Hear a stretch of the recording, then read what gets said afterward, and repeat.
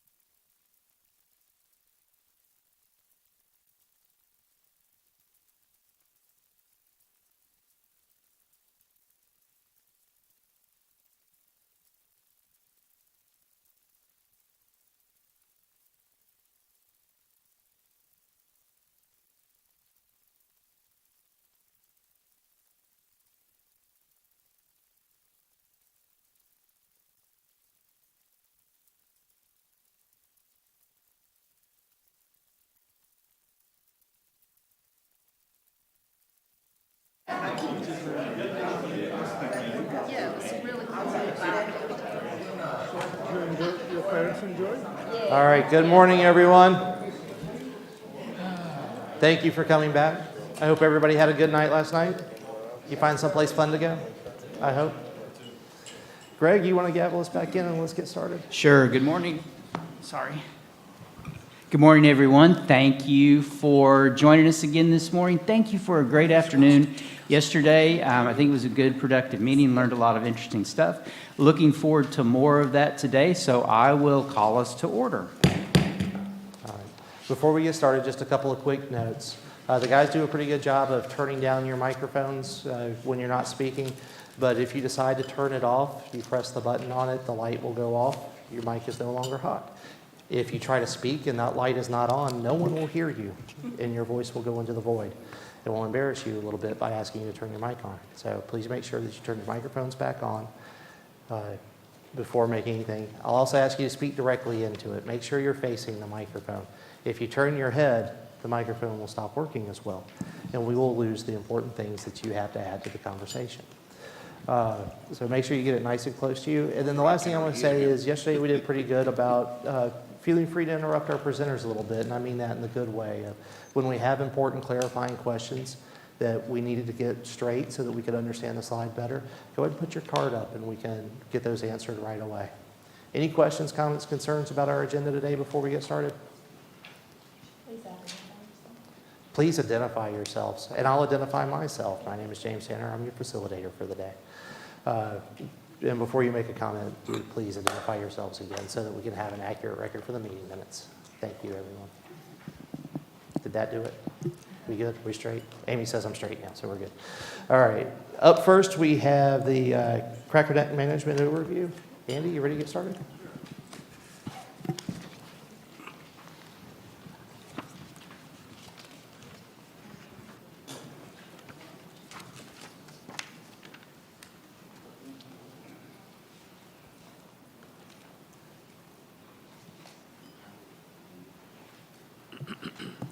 Good morning.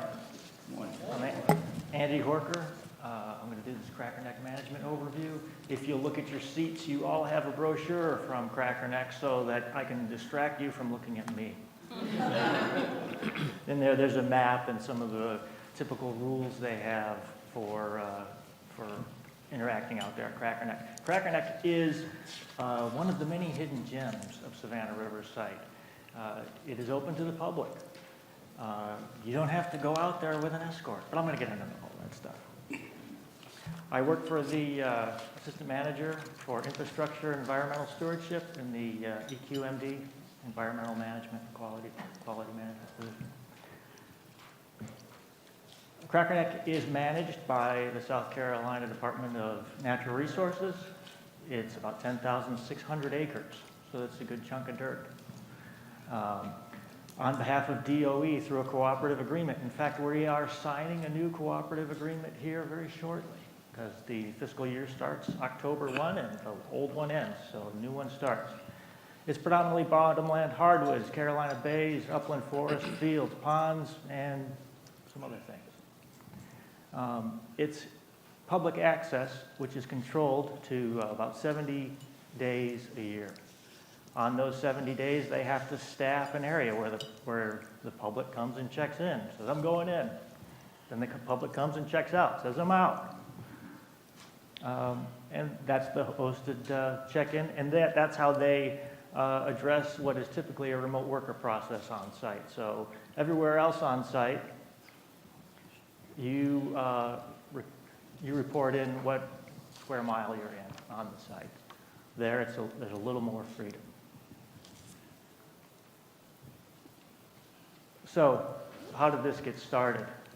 Back in the 70s, it was allowed to be managed and incorporated, or managed and folded effectively into the Sumter National Forest, and the Forest Service handled all of that management.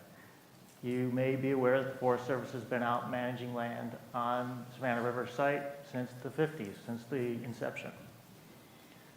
At that time, back in the 70s, it was enrolled into the South Carolina Department of Natural Resources Wildlife Management Program, and they allowed year-round access for fishing and non-consumptive use.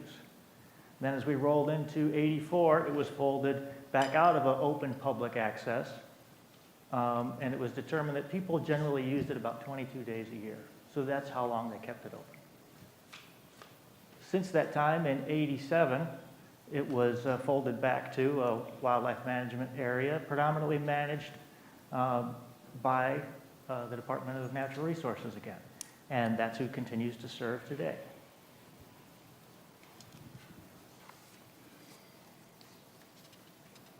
Here's the proclamation that was signed back in 99 by the Secretary of Energy and the Director of DNR. And that just says, we think you guys are doing a great job and you should keep on doing it, right? If you look at this map, and it appears a little bit washed on the screen, but you can get an idea of where Cracker Neck is right over here on this western portion of the site.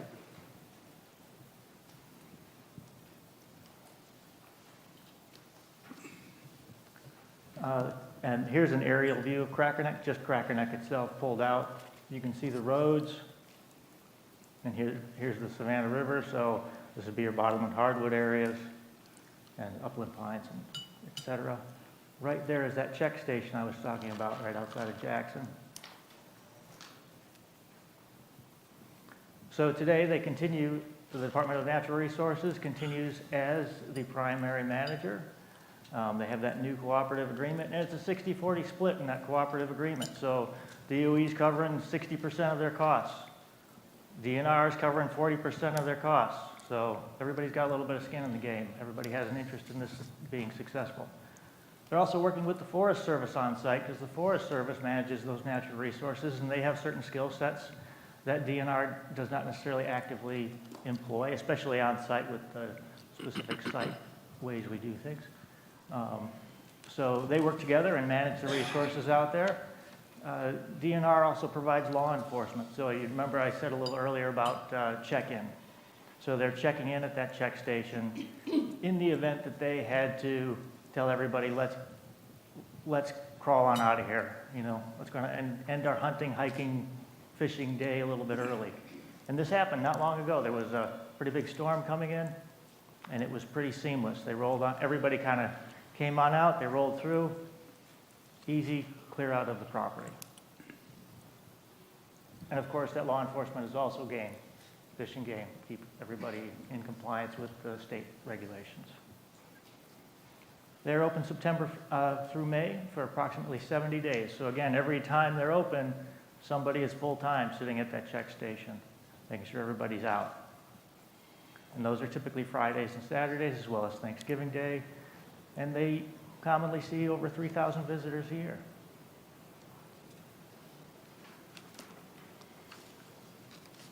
What are people doing out there? Well, wildlife management areas run by the state are typically hunting, fishing-driven areas. So they're hunting and fishing. Now, you see, to hunt and fish, you typically will carry a firearm. You're only allowed to carry the firearm for the season, for what's on your license. So you don't just, it's not like the rest of the state outside of the site where you can carry whatever's legal.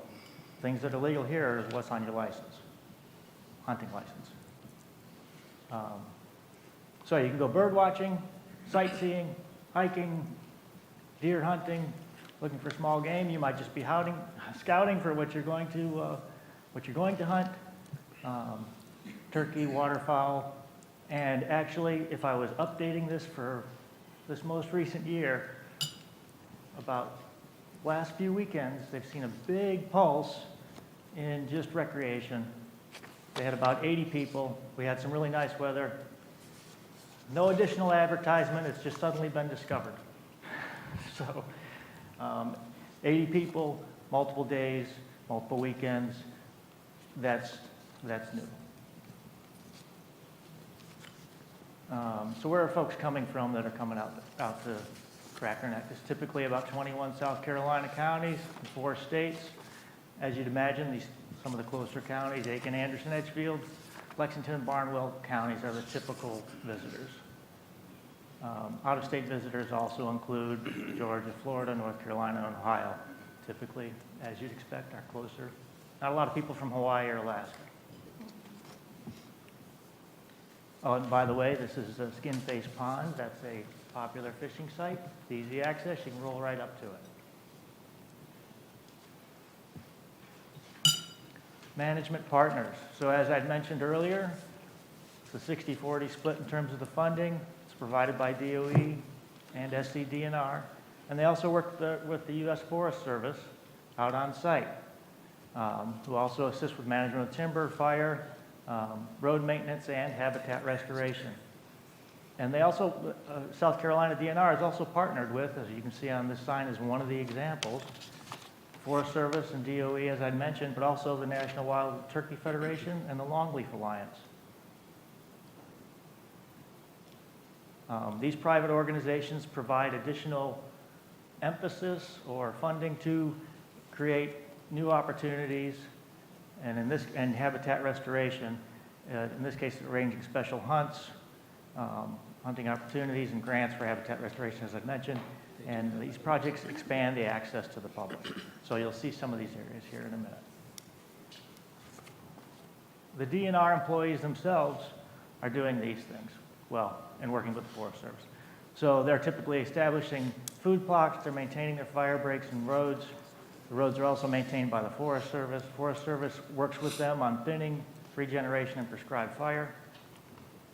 They're currently working on a wetland restoration project where they're doing a little bit of ditch plugging, restoring some Carolina bays, and of course they're staffing that check station. This is a special use dub field that was recently created. There will be the first hunt coming up here in November, and that was one of these cooperative partnerships with multiple entities. As you can see, Forest Service, DNR, DOE, Turkey Federation, and the Longleaf Alliance. And the field will host hunts from women in the outdoors, first responders, mobility impaired, typically people less likely to have an opportunity to get out. Another habitat restoration area. This is just over 100 acres out there. It's emphasizing quail management. This particular management emphasis is focusing on the entire life cycle of quail. So from breeding, nesting, and rearing. And this work is another cooperative effort. And you can see, so this is one of the machines out there used for taking down the understory so that we can successfully use prescribed fire to remove the vegetation and maintain that vegetation at a low cost. If anyone has any questions, I just wanted to also interject that Cracker Neck is the 6th largest of about 90 wildlife management areas in the state. So doesn't necessarily receive a lot of press. Like I said, it's one of these hidden gems, but it's certainly a valuable resource. All right, questions from around the table? Charles, I see you got your card. Let's get start with you. Are you allowed, Charles Hilton Cab, are you allowed to keep the game and fish that you, Yes, thank you. it's a real bummer when you got to turn it all back, but I know catch and release folks like that. Well, you do on the site itself in the hunts, don't you? You don't get to keep it? So on the site itself, you do get to keep it. Okay. They monitor it on site. One of the things that I didn't bring up here is the reason why they can allow this to occur is there was no industrial use in this area. Right? And this is upstream and away from any of the industrial uses. And that's why this is an allowable activity. Mike, you want to expand on that? Well, Or did you have another comment? Sorry. I had another comment, but the fish is the only thing you can't take. We don't allow them to take the fish. But, yeah, Fish in they don't mind. no, no. But I do, what is that picture on the right-hand side? What is it? I can't make it out. Oh, cypress knees? Not familiar with it. Cypress, what is it? Cypress, so when you get in wetter areas, cypress trees grow and they push up bits of roots, what they call knees. And actually, they're very commonly harvested to make different bits of cypress art or trinkets. Just showing my New York heritage there. Well, it'd be more eastern larch up that way. Charles, did you have more? Is the quail recovery efforts being successful? That's tough to do. Yes, it is difficult to do. And obviously, it's as you're aware, it's a population that's been in decline for some years. So this is like a new effort. I guess I should say not a new effort. It's an expanded effort, and hence some of the cooperators that we have there with Forest Service and the others. We're hopeful. I mean, they made really good progress with some of the harvesting out there and the understory removal, and hopefully we can keep prescribed fire out there to make that habitat useful. Okay. Narinder? Thank you for the presentation, Narinder Malik CAB. Is there any biodiversity in the park? Absolutely. I mean, there's biodiversity all across the site, but Cracker Neck is also the ecological reserve.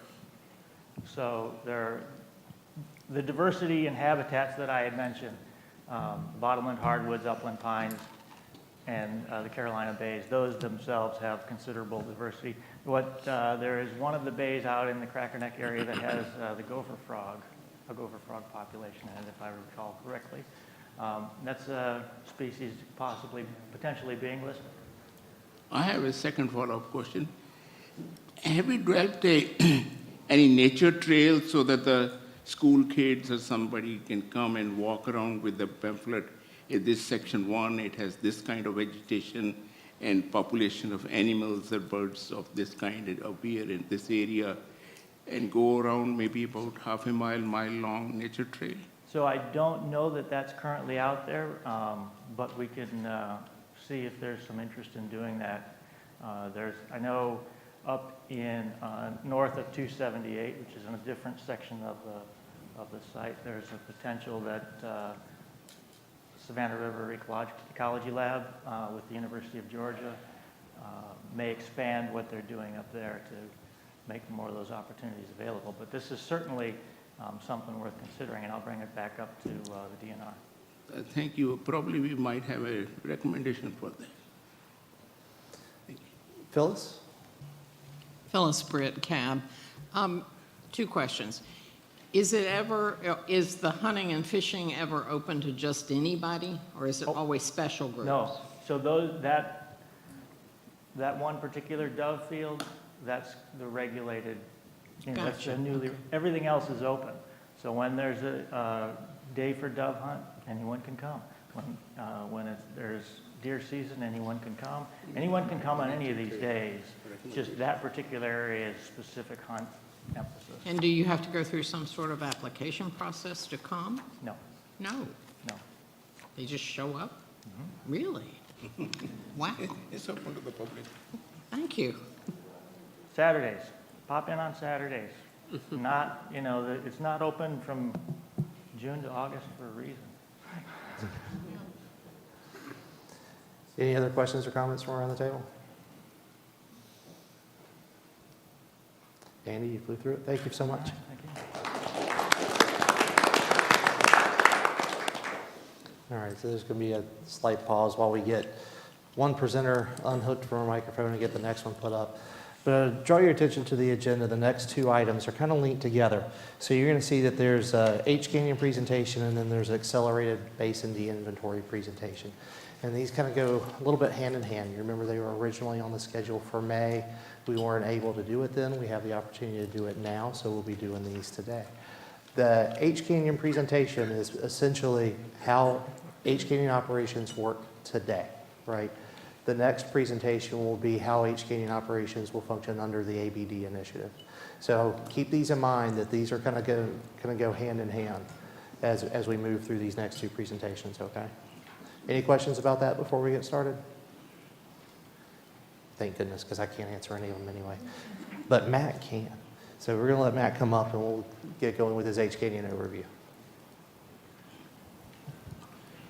All right, just wanted to make sure I was on, good to go. All right, good morning, I'm Matt Arnold. I'm going to give an overview of H Canyon, kind of the history and the way it was designed. So H area is centrally located in the Savannah River site. As you can see from the map here, H area is right in the center of the site. So it's a radiochemical nuclear facility. It was designed to take solid fuel, dissolve it into a liquid, and then be able to process through a chemical separation process to separate the actinides from the rest of the material. And I'll give you a little bit more information as I go through the slides on how that works. It's got a lot of capabilities. It's very flexible, so over the years it's been able to change and do different missions that I'll cover in a few minutes as well. And we have an experienced workforce of about 450 people that support or operate the facility. About 150 of those actually are in operations and run the facility. The rest are all support, or radiological support and maintenance to keep it up and running. It was built in the 1950s, so it's been around for quite a while. It's gone through a lot of different mission changes over the years. As you can see, as they built it, they just started from one side and worked towards the other one. And I'll show you a little more detailed picture of how it's laid out in a minute. But you can see the guts of the facility in this picture, just how it was being built in the past. So originally it was set up to recover plutonium from fuel missions. Over the years, it's transitioned. We've used it to process Pu-238 that went into the Cassini mission, and that was used as a heat source for powering that satellite into the space. And that was done in the early 1990s. Then in the 2000s, that transitioned over to processing spent nuclear fuel. And we've done several different missions of that type of fuel, and that continues through today. We're processing that spent nuclear fuel through the facility right now.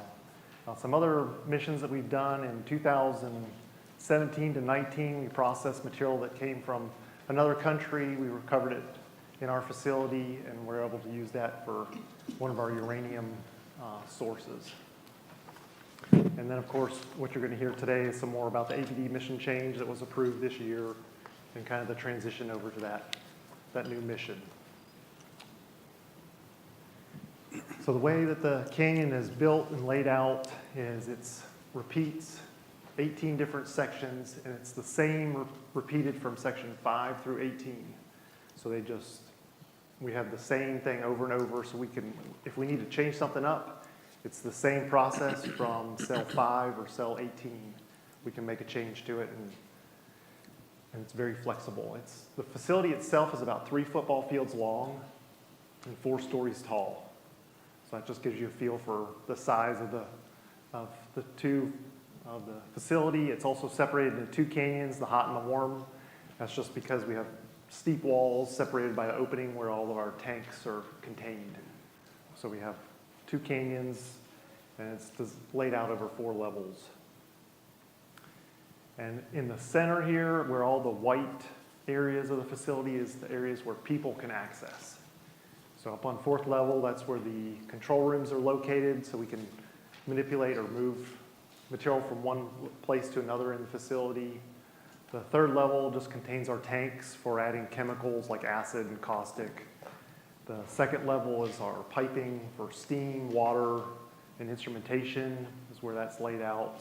And then the 1st level is just our personnel access and radiological control areas as well. And some of our other air compressors are located down on 1st level as well. The hot and warm canyon, we access those by using cranes. Those are remotely accessed, so people don't go into those areas. Our tanks are located below the ground level, so you can see a comparison of an individual relative to the size of the facility, and they're standing on ground level, so all the tanks are below ground. And as I mentioned, the cranes allow us to access the equipment if we have to make a change to it. But the way this was designed and laid out, we have as few moving parts as possible out there. And that way we don't have to go out and work on equipment because we don't have things that break out there. We use steam to move liquid from one tank to another. So that way we reduce the moving parts. So we can open up a valve, we send the steam in, it goes through an adductor jet that changes the pressure and sucks the liquid up out of one tank and deposits it to the next tank. And of course, some of the steam condenses into liquid, so we have an increase in volume of about 3% every time we make a transfer, but that just is part of the process, and we have plenty of tank capacity to handle that increase in volume. This shows you a picture of the inside of the warm canyon, shows you with all the tanks and all the piping runs. So when we transfer from one tank, it'll come up, go down this piping run, and drop into another tank. So that's all contained inside the canyon. And you can see how many different piping connections we have. Some of those are instrumentation, some of that's just to move items from the liquid from one spot to another. We have agitators hooked up to the tanks. That's about the one and only item that we have in there that is a moving part that we routinely, or every so often, we do have to replace one of those. This just gives you a closer view looking down on the tanks and the nozzles. So if we have to make a change to one of these connections, we have to take our crane out there, and we have a wrench that we can lower onto that nozzle, and it works just like your screwdriver at home. It's just a bigger version of that. It lowers down there, goes right on top of the connection of the nozzle, and we can loosen it, remove a jumper, move it to a different location, and do the reverse order of that and reconnect it to a different location. So it's very flexible as far as us if we need to make a change in our process. Typical tank has a set of cooling and heating coils. We heat with steam, cool with cooling water. It has an agitator to mix the contents. We have a sampler, and then the tank sits up off the floor a few inches. The floors are sloped, and so we can flush the floors if periodically we do that just to make sure that they're kept clean around the tanks. And a typical tank can hold about 5,000 gallons of liquid in there. Excuse me, is it all nitric acid in that, in the tank? Ask that again, please. Can you repeat? In the tank which you showed, this one, it says 5,000 gallon it holds. Is it all acid in it, or what is? It is acidic solution that we use. Yes, because our dissolving process, when we convert the solids to a liquid, it is an acidic process to convert that over, yes. Thank you. Yes, we use the acid plus heat to dissolve material. Yeah. This shows a picture of our crane control room. So we operate these remotely. They have 10 different cameras so they can look down. So this is a very challenging job to learn. It takes about 2 years to be proficient as a crane operator because they're looking at cameras looking down into the cells, and they have to use the camera angles to determine how far they are away from the connection they're trying to get to. So they have to use shadows to determine exactly how close they are. So as they lower the wrench, for example, they have to make sure that they're using the light, the shadows of the light down there to make adjustments for that. And it's a very challenging job because you get basically a two-dimensional look through the cameras.